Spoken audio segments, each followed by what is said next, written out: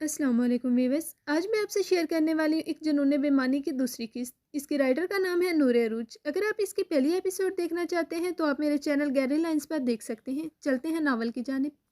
चंद घंटों में तैयार होते वो पाशा के साथ आयला के दफ्तर आ गया था, जहाँ अजमेर को वो पहले ही बुला चुका था। इसे इस केस से कोई खास फर्क नहीं पड़ता था, मगर इन दिनों जो काम इसके सुपुर्द था वो इसे यूं ही नहीं छोड़ सकता था, इसलिए इस झंझट से निकलना ज़रूरी था। जबकि इसका मुतालबा सुनते आयला हत्थे से उगड़ी थी। वो दोनों एक मुजरिम और वकील से पहले दोस्त थे। अजमेर और आयला एक दूसरे से मोहब्बत करते थे, मगर रेयान और आयला की हमा वक्त ठनी रहती थी। लेकिन इसकी वजह भी यही थी कि आयला को इसकी फ़िक्र थी। वो नहीं चाहती थी कि कानून कभी रेयान को अपने शिकंजे में जकड़े। मैं और तुम्हारा केस लड़ूंगी। मेरा दिमाग अभी इतना ख़राब नहीं हुआ मिस्टर रेयान काजिम। मैं हमेशा सही का साथ देती हूँ, जबकि तुम तो सरता पा गलत हो। वो प्रोसिक्यूटर ज़रूर थी, मगर मुजरिम का साथ देना इसे नहीं सिखाया गया था। अफसोस मिस्टर प्रोसिक्यूटर, तुमने आज तक हमेशा सही का साथ दिया, मगर अपनी ज़िंदगी के साथी के तौर पर इसी गलत इंसान के जिगर को चुन लिया। वेरी बैड भाभी साहिबा। रेहान ने अजमीर की गुरियों को नज़रअंदाज करते इसे आग लगानी चाहिए, जिसमें वो कामयाब भी हुआ था। अजमीर। आयला ने अजमीर को देखते इल्मे एहतजाज बुलंद किया था। यार तुम दोनों खुदारा अपने मामलात में मुझे मत घसीटा करो। रेहान, तुम्हें प्रोसिक्यूटर की ज़रूरत थी, ये सामने बैठी है, और आयली तुम्हें केस नहीं लेना तो मना कर दूं। बस मुझे गालियां दागने की ज़रूरत नहीं है। अजमीर ने हाथ उठाते खुद को बरी जमा करार दिया था। तुम मुझे पहले ये बताओ, आखिर तुमने इस आदमी को क्यों मारा? जहाँ तक मेरे इल्म में है इसकी तुमसे कोई दुश्मनी नहीं थी, तो फिर? आयला ने संजीदगी से इसे देखते पूछा, और इसे बेसाख्ता वो दिन याद आया। अंकल, अंकल प्लीज़ मुझे जाने दें, मुझे जाने दें, मुझे मेरी मामा के पास जाना। 8-9 साल का छोटा सा बच्चा खुद पर छाए इस वहशी दरिंदे से दरख्वास्त कर रहा था, जिसकी नज़रों में खबासत और गलाजत भरी थी। बस थोड़ी देर, फिर जाने दूंगा। इसकी आवाज़ पर वो बच्चा सहम गया। वो नहीं जानता था कि इसके साथ क्या हो रहा है या क्या होने वाला है, मगर रेयान तो जानता था। बेसाख्ता इसका हाथ अपनी गन की जानिब बढ़ा, और अगले ही लम्हे इस शख्स की खोपड़ी खुल चुकी थी। इसके इशारे पर इसके आदमियों ने जल्दी से बच्चे की आंखें ढाँपकर इसे वहाँ से उठा लिया। मैं जानती हूँ रेयान, तुमने गलत नहीं किया, मगर ये दुनिया और अदालत नहीं जानती। ये निज़ाम अदल सिर्फ गुनाह देखता है, इस गुनाह की वजह और नोयत जानना ज़रूरी नहीं समझता। इससे पहले ही तुम पर बेशुमार केसेस बने हुए हैं, ऐसे में ये केस सोने पर सुहागा है। आयला जानती थी लाख गुनाहगार और मुजरिम होने के बावजूद भी वो कहीं पर गलत होते नहीं देख सकता था।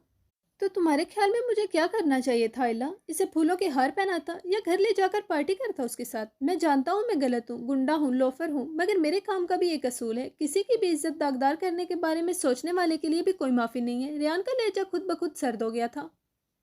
खुद किसी की इज्जत दागदार करने वाला दूसरों की इज्जत की फिक्र कर रहा है, आयला ने संजीदगी से कहा, तो अजमीर ने सदमे से इसे देखा, जबकि रेयान का चेहरा सपाट हो चुका था। आयला, अजमीर ने इसे तनबीह करनी चाहिए। ये मैं नहीं कह रही अजमीर, ये सवाल अदालत में रेयान से पूछा जाएगा। इस वक्त क्या करेंगे हम? आयला ने इन्हें तस्वीर का दूसरा रुख दिखाया। ये बात इस दुनिया में दो लोग अच्छे से जानते थे कि 12 साल पहले जो हुआ इसमें अगर कोई बेगुनाह था, अगर किसी ने बेजुर्मो खता होकर भी सजा काटी थी, तो वो रेयान काजिम था। मगर अफसोस कि एक ने सच्चाई छुपाना बेहतर समझा, और दूसरे की सच्चाई किसी को नजर ही नहीं आई। इस जिक्र पर रेयान का स्पॉट और सर्द अंदाज इन दोनों ने शिद्दत से महसूस किया था। तुम्हें ऐसा नहीं कहना चाहिए था आयला। रेयान तेजी से वहां से निकला, और अजमीर ने शिकायती नजरों से इसे देखा तो वो फौरन गहरा सांस भरकर रह गई। न जाने कब रेयान के हिस्से की खुशियां इससे मिलेंगी। तुम इससे बात करो ना अजमीर, वो माफ़ कर देगा इसे। शायद रेयान की खुशियां इसी के साथ जुड़ी हैं। आयला के लिए रेयान भाइयों जैसा था, तभी इसकी खुशहाल जिंदगी की ख्वाहिशमंद थी। मैं जानता हूँ आयला, मगर रेयान हर मामले में जुनूनी है, और वो तो फिर इसकी दुश्मनी अव्वल के साथ साथ दुश्मनी जान भी है। वो 12 साल से इसकी निगरानी करवा रहा है, इसके पल पल की खबर है रेयान को, मगर साथ ही इससे नफरत का दावेदार भी है। इसका नाम तक सुनना गुनाह समझता है। ऐसे में तुम ही बताओ मैं इससे एक बात कैसे करूं? अजमीर खुद अपने दोस्त को खुश देखना चाहता था, मगर इस वक्त तो रेयान काजिम खुद नहीं जानता था कि इसकी खुशी किस में है। वक्त ने इसे एक ऐसी राह का मुसाफिर बना दिया था जिससे वापसी सिर्फ मौत थी, और इसे इस मंजिल पर पहुंचाने वाली कोई और नहीं, वही थी जिससे रेयान काजिम का रुआ रुआ मोहब्बत करता था, या शायद नफरत करता था। तुम जानती हो ना वहाँ खतरा है, तो क्यों गई वहाँ? मुकाबिल की सर्द तरीन आवाज़ पर इसने सिर्फ एक लम्हा के लिए मोबाइल को घूर कर देखा, फिर दोबारा टाइप करने लगी। मैं बच्ची नहीं हूँ जो तुम मुझे क्या करना है क्या नहीं सिखाओगे। मैं वही करूँगी जो मेरा दिल चाहेगा। वो वैसे भी अपनी मर्जी की मालिक थी, किसी की ना सुनना इसने सीखा था, और ना ही कभी इरादा रखती थी। तुम भूल रही हो, आज तुम जिस जगह पर हो सिर्फ मेरी वजह से हो। मैं चाहूँ तो ये सब कुछ खत्म कर सकता हूँ। मुकाबिल ने इसे धमकी देकर बहुत बड़ी गलती की थी, जिसका खुमियाजा इसे भुगतना ही था। वो पूरी कुव्वत से मोबाइल लिफ्ट की दीवार पर मार चुकी थी। जहन्नुम में जाओ। गुस्से से इसे जेर लब गाली से नवाजते लिफ्ट रुकते अपना मूड दुरुस्त किया, और फिर अपने शुगर फ्री लबों पर बड़ी सी मसनूई मुस्कुराहट से जाते वो बाहर निकल आई। ब्लैक जीन्स और ब्लैक टी शर्ट के ऊपर लंबा कोट पहने, बालों को कर्ल करके खुला छोड़ रखा था। गहरे मेकअप और सुर्ख लिपस्टिक में वो जितनी हसीन लग रही थी उतनी ही कातलाना भी। लेकिन आज वो सच में ही किसी का कत्ल करने के इरादे से आई थी, मगर क्यों और किसका, ये वहां मौजूद किसी के वहमो गुमान में भी नहीं था। बेशुमार मर्दों की हवसज़दा नजरें इस पर उठ रही थी, जिन्हें जानकर नजरअंदाज करना इससे आता था।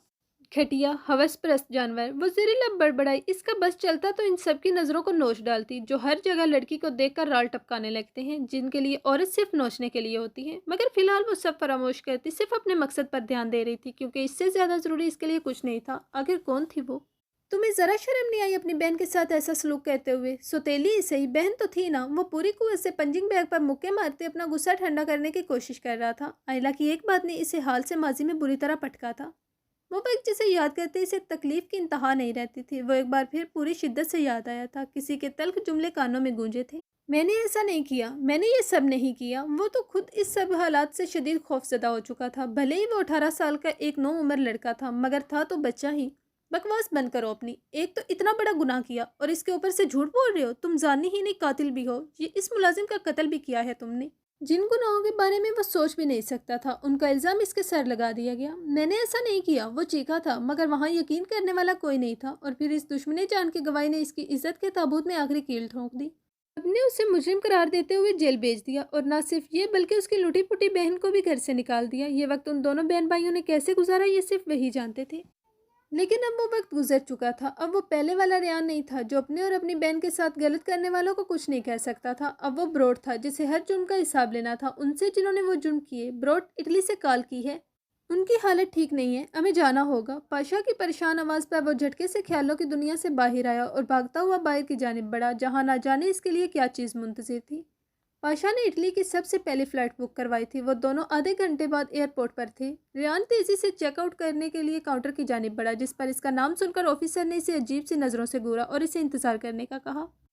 मिस्टर रियान काजिम। इस वक्त इसे टेंशन में और कुछ नहीं समझ आ रहा था। अचानक अपने सामने आते इंस्पेक्टर की आवाज़ पर इसका चेहरा सपाट हुआ था। वो कैसे भूल सकता था कि यह मुसीबत अभी बाकी है।